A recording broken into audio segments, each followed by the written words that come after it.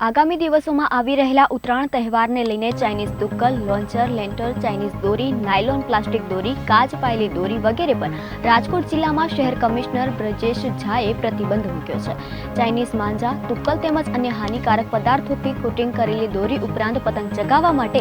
અન્ય હાનિકારક પદાર્થો જેમ કે સિન્થેટિક માંજા અથવા ટોક્સિક જેવા હાનિકારક પદાર્થોનો ઉપયોગ પ્રતિબંધિત છે.